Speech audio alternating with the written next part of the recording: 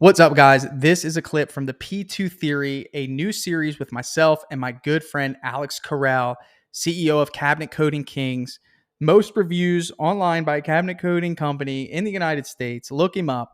But master of mindset, someone that I lean on, someone that I talk to frequently, and one of my best friends in the world, coming together to deliver to you a real series of really the struggles, the hardships, and ways to overcome through understanding psychology, mindset, motivation, and so much more. So I think you're going to like this series. Here's a clip of it now. Would love your feedback on it. So reach out anytime. Tell me what you think. Welcome to the P2 Theory. I'm your host, Tanner Mullen, with my co-host and longtime entrepreneurial spiritual advisor / best friend, Alex Corral. Thank you for joining us, Alex. We're here. We did it. We did it. How's everyone doing? Boom. We're doing good. What's cool about this is that Alex is going to be walking around, which is good because that's when his best thoughts come out. So if you don't know our backstory, it's Alex and I used to work at a restaurant, and that's how we met. And I just remember him pacing the front of the restaurant, burning a hole in the asphalt, going back and forth on the phone with people trying to sell them network marketing pyramid scheme packages. Those ACN days. That was the Dynasty Initiative. The Dynasty Initiative. So why did we start this podcast, man? What is the goal of this thing? And so the what goal, can people expect? I would say the main goal of this is to bring together, I would say, the reality of becoming a contractor, business owner, really opening yourself up to being your best, really putting yourself out there to achieve the most you can while growing internally, spiritually, allowing yourself to grow and be happy, which I would say 95% of advice only promotes motivation towards financial stability, where I would say you easily need 50% to 50% emotional to financial stability, or your life is going to be chaotic. So my goal and Tanner's goal for this is to bring my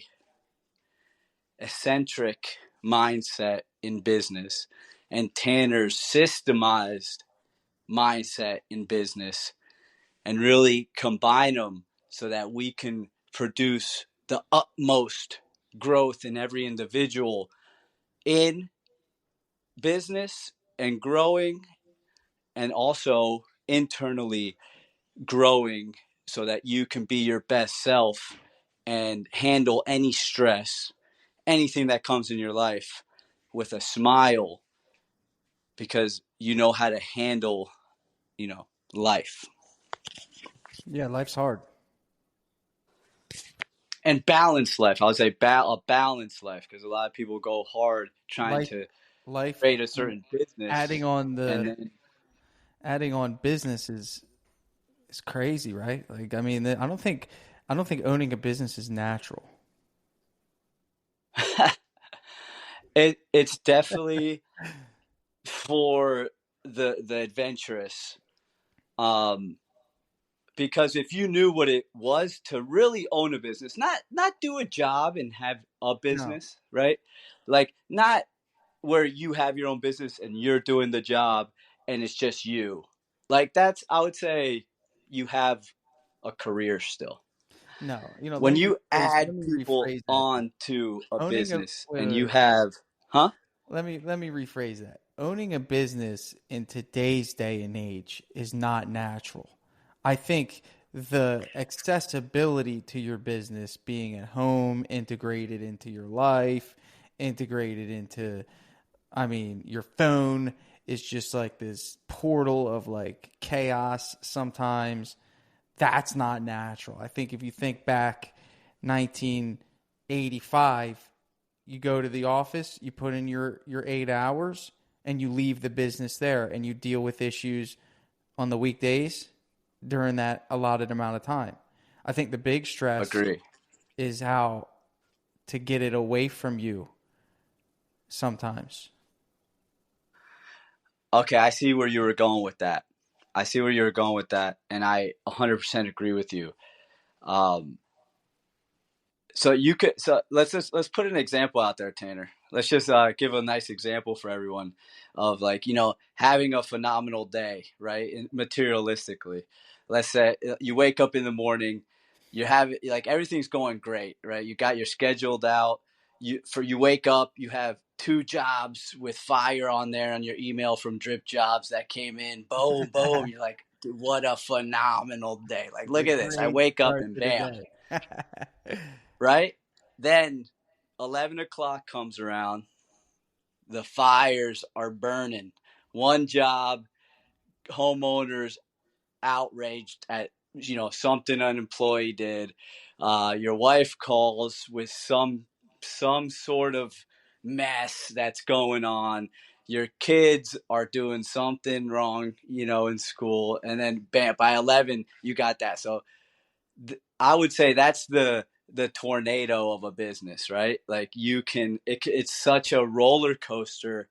That's why it's so important to have that emotional intelligence, that awareness, to really stay on top and not ride on the roller coaster, up and down, but be very balanced in the middle, where nothing really affects you too much on the lower side and nothing really affects you too much on the upper side, and you're just celebrating the experience of the blessing of being able to run a Right. business. Well, the That's how core you of it have to is look at it, okay. I would say, to I live a nice I life. agree in a sense. I think that also, um, every time that I've quit a job, it was because I hit a pinnacle where the only thing left for me to achieve within that job was more money. Like, for example, when I quit the car business, you know, I had already had a month selling 20 some cars. Like, generally speaking, like a solid car sales person is not going to sell more than 30. Like, if you sell 30, that's a car a day. That's a great commission. I hit Yeah. 2022, I think was my max. So I hit the peak. Okay. And really, I was there for my own benefit. I mean, you're really not blessing people in the car business. I mean, unless you No. like finagle a good deal for them, which ultimately is charitable in a sense, because you're there to make money. And if you don't sell a car for a whole week, it's like it's feast or famine. You're gonna feast when you see your prey coming in through those doors. So for me, man, like ultimately, I've hit that peak in everything I've done. I managed. I've gotten the car sales. I did life insurance. I mean, I've hit these peaks, and I could have kept going in each one. With business, I mean, I feel like I've already hit the peak, and there's nowhere else to go. I already own a business. I mean, there's So more. what? And I'm saying this because I know you're going to give a great response to that. But like, for those not money motivated anymore, and I want to wrap this up to give some context here why I said that. Those not money motivated anymore. The ones that are just enduring the ups and downs, the stresses and the headaches, and having to deal with people, man, that aren't, have to fire people, let people go, have to reject people when they want raises that are undeserving, or telling you that they're underpaid, and having to balance every relationship you have, where 95% of the people you interact with are people that you either employ or have some sort of financial obligation to. What keeps you going? For me, trust me, I have this debate in my mind a lot. I would say I'm more of a spiritual awareness type of go getter. Seeking happiness, and when you run a business, I would say that's kind of contradictory, because you get a lot of stress, like Tanner said. It's you know you're dealing with human beings. You're dealing with everyone has their own world in their mind. So when you're not seeking the money anymore, the money is, there for you. You have what you need. That's not what the motivation is. I bring the motivation for business to, there's nothing in this world that's going to push me like owning a business.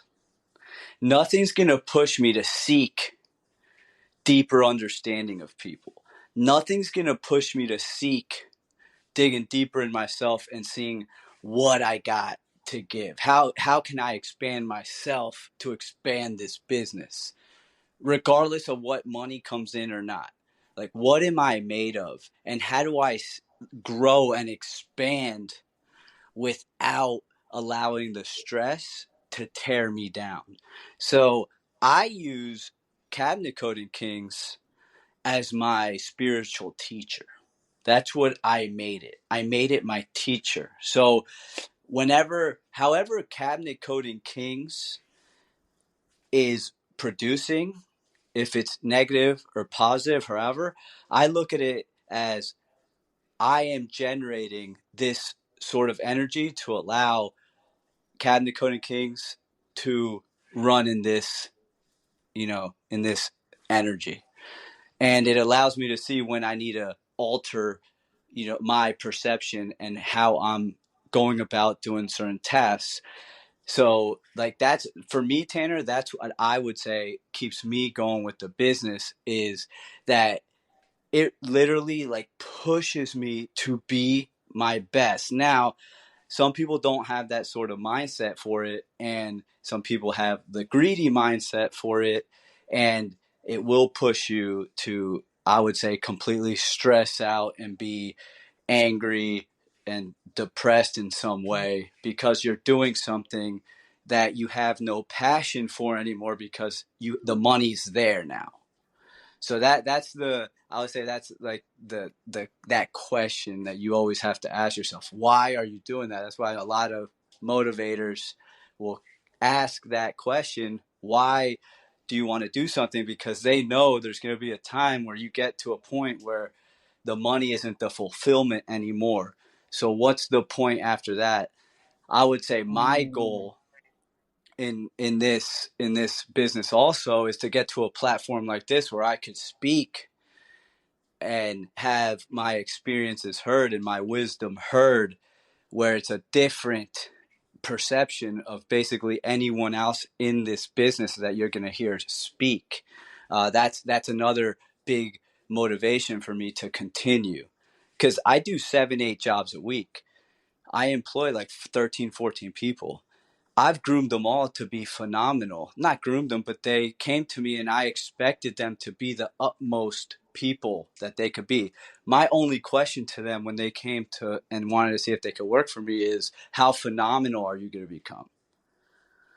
That's it. I'm like, if you become your most phenomenal self, which I'll help you, that's all we have to talk about. And that was it. That's what I would talk about in my interviews. And I would see how they would respond. So my goal with this business is to grow it to a point where I could have more people enter my circle of influence, where these phenomenal human beings who have so much potential, I could show them a mindset of love and happiness so that they could spread a better humanity across the world. So that's one of my passions, to keep going. And then also it pushes me to see what I'm made of. Okay, in situations where a lot of people would break, I keep going. I'm like, no, I'm like, beautiful. Let's go. Hit me again, world. I You think can't that knock me down. I'm I'm a gonna always good keep going. I always give myself a mental pat on the back when I figure out a situation that no one will ever know about. And they won't know about it because I maneuvered the situation so well that it would almost be impossible for me to even explain what I did to make it happen. I'm talking finagling a job deadline or motivating someone who's already overworked to do us one more favor to get the job done in a way that makes them excited to do it. Um, I get most of that from Alex because of your ability to get people to believe in you. I mean, that's your gift, man. I mean, you really do. You find a way to get people to want to give their best effort to you. And I mean, so much of this has come from our experience working in the restaurant together. One of which was how you were able to get a DJ to continue to play for free on our night events who hasn't been paid in months, but we'd be without a DJ for the night, and I'd be like, Alex, man, we need a DJ tonight. There's no, we have no one to play, and you would find a way, and you would pay them in like food. And you would give them like a bar tab, and we would find a way to get it done. And I think as a manager, one of your greatest attributes is being somebody people want to work for, and it's not because of anything other than the fact that you're genuine, you care about people, you want to see them win, and it's no, I don't think that you own a cabinet painting business. I think that you own a people incubator, and I try to do the same thing, an incubator of character, an incubator of mindset, heart set, soul set. And when I asked the question earlier of, what motivates you after hitting that peak, the peak happens pretty quick. And I'm saying that because, I mean, I had made more money in the first year of me doing this than I had ever made. And initially you're like, man, I want to make more. I want to make more. However, it does require you to have some other motivators if you want people to stick around you. And there's a reason why people stay. And you can't build a great business without deeply rooted individuals that stay, that just are committed to the vision. If you had to turn over your employees every single month, you wouldn't be nearly as successful you are, because there's a certain knowing that occurs by the people that are on board with the vision, and the customers can feel that. So what it comes down to really is investing in those relationships. Now, I know that not everyone knows how to do that because they've never had anyone invest in themselves, or maybe they're not investing in themselves. And I think this is a good opportunity for you to explain what it felt like to work underneath someone who didn't invest in you personally, because I know you have a lot of experiences with that, and how it made you feel as an employee, and what type of ownership you had when it came to your job or lack thereof. I think that's a super important point, Tanner. I feel I treat my guys at this certain level because of how I saw business owners or bosses fail at at keeping morale up, and really keeping their word, being truthful, really being there for their guys and not just for themselves, right? Because I have had some owners and bosses who are great individuals, motivate you, and at the point where you're not doing what they need, they kind of turn into this snake out of nowhere, and you see what their true intentions are. So one of the main things with me, I wanted to make sure all my guys always knew that this is my intention. Regardless, I may make a mistake. I'm a human, but my intention always, when I started Cabinet Coding Kings, you could ask my GM now, or my co-business owner who now is in Dallas, Cabinet Coding Kings. All right, stayed with me and now raised up to be a phenomenal business owner with me. I always said, we're gonna do this together. I always told them every day, you're phenomenal. Know how phenomenal you are. I see how phenomenal you are. I know how phenomenal you're gonna be. Just let's do our best. Regardless what we're doing, do your best, okay? Because then you're working for yourself to raise your mindset So no matter what you're doing, you're always doing your best, regardless what it is. And if you stay with me or not, that alone will make you successful. So I came up with nominalism, which one main phrase is HFEV, highest frequency, energy, vibrancy, to the highest power, which means in every moment of your lives, regardless what's happened, if it's a phenomenal moment or if it's a miserable moment, you're able to stop, capture awareness, and be at least 1% better, your highest self in that moment, at least 1% better than you were the last time something like this came up. And if you could do that every day, you will have heaven on earth, because now you're changing your patterns of thought every day. Okay, you're choosing to do something different, think something different, Let's see all right. something Don't go too different. deep into this. Okay, I'm gonna have sorry. to tame you because you'll go way too far. Because you got to understand this though. When it comes to vibrancy, high frequency, there's a starting place. And most of who we're going to be talking to here are business owners. So I want to make sure, which is a great audience, by the way, of people that own a Yeah. business, because I think if we can break this down, and that's probably going to be what I do during this series here, and what we accomplish on these conversations is me kind of slowing you down and breaking it down, because I understand your side, but I also want to make sure that it doesn't put somebody into a head spin.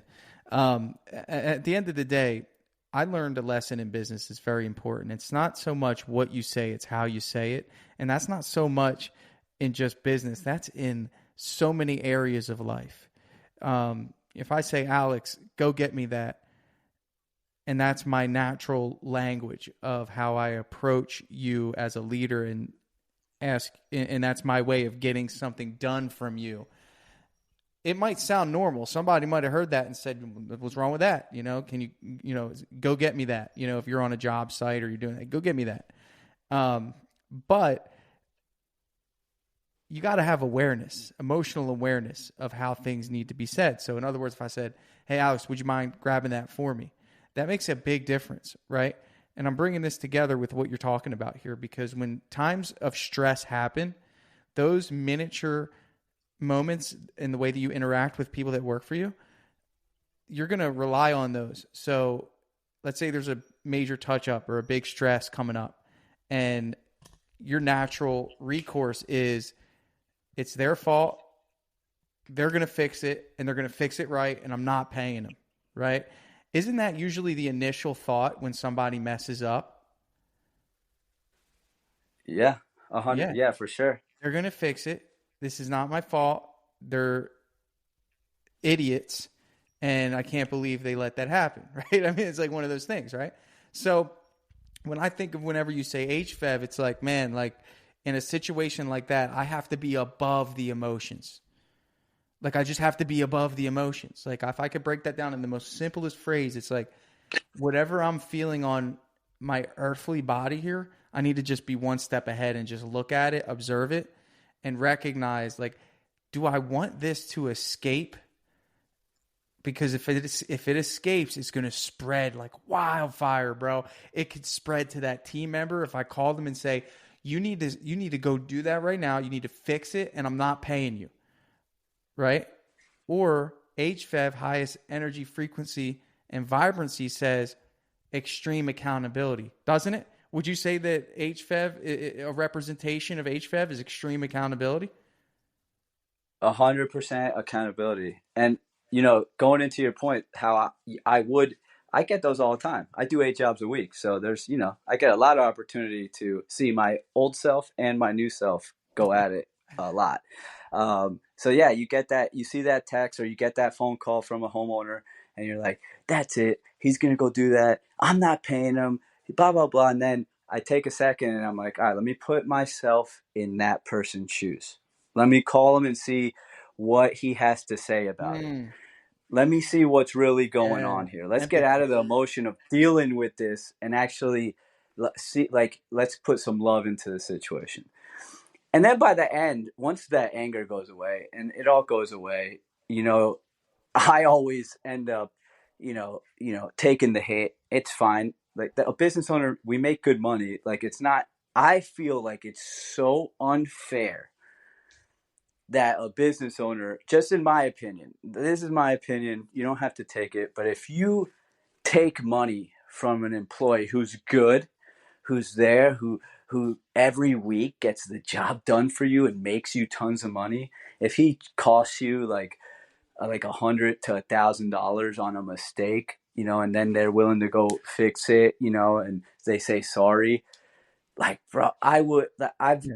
Don't paid pad it. many Like a it's like don't. mistakes. Yeah, I mean, like there's no excuse for that. And the thing is that man, like you know, again, it's about staying grounded, not being too inflated on what looks like success. Because most of us listening to this aren't truly successful, unless most of us are considered small business until we hit 500 employees anyway. And I don't think anyone listening to this has 500 employees, so none of us are guaranteed success. So we're never at a position where we could just be comfortable. But ultimately, not being inflated on the fact that we've made some money, made some more money. And ultimately for me, it's humility is important. Empathy, having awareness of where that person is. And part of my listen, one of the goals of this is to be transparent. That's why we're doing this. I told you, this is going to be. It had to come at the right time. I had a situation come up in my business where I had to exercise extreme empathy, and most people would find this to be something that's even contradictory to what I would give advice on. So it's a little challenging for me to discuss this, but I want to because it's important. So I had found out that one of my crew leaders had taken a job from a previous customer, and one of my other team members drove by and saw him working on that job and pretty much caught him. And I did some research on the address because it was weird that this person was working on the weekend. And it was in an area where my other employee was doing a touch up. So he saw him working out there and he could tell that something was off. And I did some research on the address, and I found out it was somebody in our customer database. We had done the inside of their house, and he was the manager on that job. So he had built a relationship with them. They must have stayed in touch, and he worked out a deal where he could do that job on the side. And this is one of my managers. This is one of my top 4 people in my company that help run things. Okay, so I want to know, Alec, how would you have handled that? So let me ponder for a second. I would have given him a call, and I may have asked a couple questions to see if he would automatic or authentically admit to it. That's how I would give him an option like that to be, if he could get out of his ego of fear of the lie, oh no, what's going to happen. Uh, that's what I would do. And then I would, after that, really go. So I'm obviously different, but I'd be like, so what was going through for you to go through with this action of, really lying to me, going behind my back, the business's back. You've been with us for so long. What made you do this in a secret way where now I know, and we could potentially part ways? And then I would see what he had to say on that. And I would go, and it depends too. If I feel, so let me put it this way: my whole It's company is hard, like right? It's very, a tough one. yeah. Well, I have to do a backstory. Like my whole company is HFEV, so like my guys tell me if they, hey, there's this bathroom, and I'm like, yeah, go do it, go ahead, have fun on the weekend. Like they ask me if they could do stuff, and I say Generally, yes. that's how So, we are too. huh? We're the same way. If I Yeah. see a So bedroom, if you have a side job, go do it. Tell me first. yeah. That's the rule. So Just tell me. yeah, just tell me first. Yeah. So with this, I would have to judge it based off if I felt any like disheartedness beforehand where I'm feeling non-trust with this person because I'm an energy guy. I could tell when someone's being like sneaky, and so that would be one thing. If it was kind of one of those things where he kind of made a mistake and he's never done anything like that before, it would be all right, this is your last strike. If no matter what, if anything So else happens like this, if somebody behind your back did a whole kitchen on somebody that you had painted their house for, and he was on that job and he worked out a deal where he could do the kitchen, you would feel the same way. yeah, no, Yeah. but I would All talk right, to. It so depends who it let me was. tell you Like, what I did. So first of okay, all, when I found this out, I went into fight or flight mode. And most no, people, yeah, no, most people that's want to first thing, yeah, I wanted to fight. Like I'm research, I'm researching this customer. I'm thinking, man, I'm looking it up. I'm like, take pictures, like, and I'm automatically feeling so much, like I was deceived in such a you're way. hurt, Like, I'm you're hurt. hurt, I'm like, I trusted yeah, you. Like man, you took my kindness for weakness. You know, why didn't you? I'm thinking, why wouldn't you just tell me? You know, and you got caught. And I'm thinking, man, how many times has this happened? Have you been doing this behind my back? Um, so I called him up and I fired him. And you know, and during that, it wasn't in my head. I built up that phone conversation so much that I'm like, I'm gonna call him. I'm gonna fire him. This can't happen. Somebody else on my team already knows that this is went down. I don't want to look soft. Like I have all of these just ego related emotions, and when I called to do that, um, the kid broke down and was in tears, man. You know, and yeah, I'm like, man, like, and in my head, my human side came out. I'm like, why did you do that, man? Like, you know, if you needed something or you wanted to do a job, you just tell me. Chances are I would have gave it to you. But you got to realize, man, sometimes we're fighting for jobs, and that's taking opportunity out of everyone else's mouth.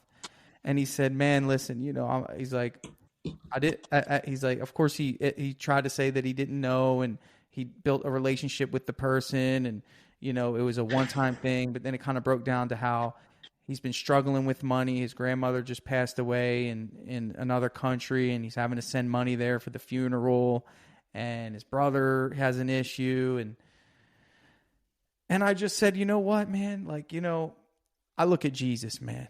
You know, I mean, you think about forgiveness. You think about giving someone an opportunity. Now, mind you, man, this person's never had a strike before. Never had a strike. Not one. A plus. that's the important part. If you would have asked me, hey man, what do you think about this guy? Oh, he's a rock star for us. Does his job. Always mentioned in reviews. Always mentioned. Great with people. Made an error in judgment. And HFEV in me heard the sound of his voice, and I was able to identify, man, this was a genuine apology. And I drove actually to his job the next day to look him face to face before I fully committed to my new opportunity. I looked him right in his eyes, said, man, don't ever do that again. And that was it. Yeah, no, and a lot of so that is what I would call being very hyper aware. You got out of your ego, you got out of what your body and mind wanted to do, and you allowed your intuition to step in and give other possibilities a possibility. I think I wanted to chime in on a more spiritual side. You said Jesus, he did a lot of forgiveness, but he also knew something, a truth in life. And when you know truths in life, it's a lot easier to be forgiving and not attached to if people are going to hurt you or not. You Right. just love as much as you That's a can good in point. every And that, moment. bro, I got to hit on that because that's it. It's like, I don't have attachment to, you know, my thing is like, I don't have attachment. You do this again. I'm not, it's just at this point, you've just kind of just solidified what your character is. But if you take this opportunity, man, and make it right, you have an opportunity to grow and build with us. And that's Yeah. a great opportunity. And it's like, you're right, man, that the detachment isn't there. What at first it was, the ego was like, man, how could someone do this to you? But ultimately, what I did was is I looked at, man, maybe this is an opportunity to help this person through it, and show mercy in a situation where I have complete control over this guy's income, man. He'd find another job, but there'd be a delay there, and he's in a smooth flow right now, and where he is professionally with us. So yeah, man, that's a good point.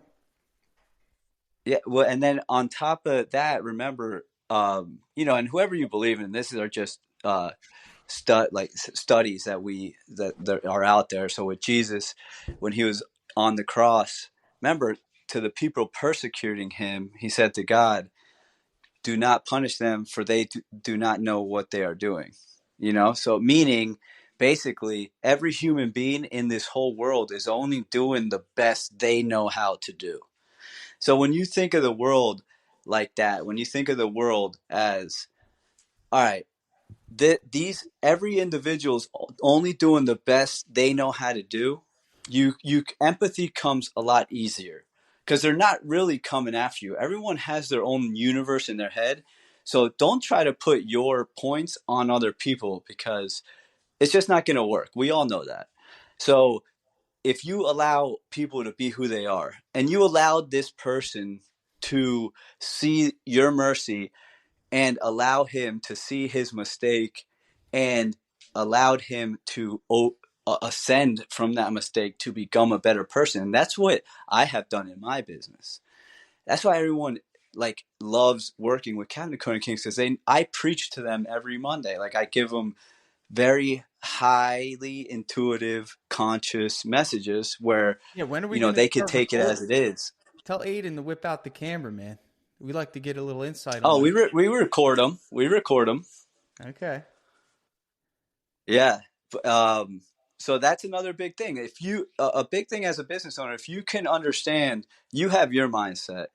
Every 8 billion people, every person in this whole world, the 8 billion people have their own mindset, their own world. Some people might think different, but at the same time, everyone has their own universe going on in their head. So if you can allow people to be their own selves, and accept people for who they are, then you can move. I would say that's how you elevate in this world and become prosperous, and you get the abundance because people want to be around you, and you get the best of people because there's a lot of phenomenal people who could do a lot of um, tasks and make great money, but there's not a lot of leaders who show how to live in this world with a great heart Mm, and motivation. I want to be one of them. Alex, first edition of the P2 theory, man, all about just providing transparency and business mindset. It's going to get deep. Stick around for more of these. We're going to make it weekly. And yeah, man. Alex, any last words before we depart? Yeah, just remember, HFEV, in every moment of every life situation, if you could be hyper aware of the situation, not let your ego get involved, and you can make your highest decision, that will slowly get you out of the routine that you've been stuck in probably for a while, where you're going to start changing and evolving, and your life will Mm. become a little smoother than it was before. And listen to this stuff, take it, because we're going to, if you have any questions, or you want to talk about certain situations, or if you want any insight on anything you're pondering, definitely let us know, and we could talk about it in the next weeks. And I'm sure we'll have some cool people on in the next couple weeks. So yeah, it's going to be phenomenal. I know it, and get ready, baby. Let's go. Thanks for listening, guys. We appreciate you, and we'll catch you on the next one.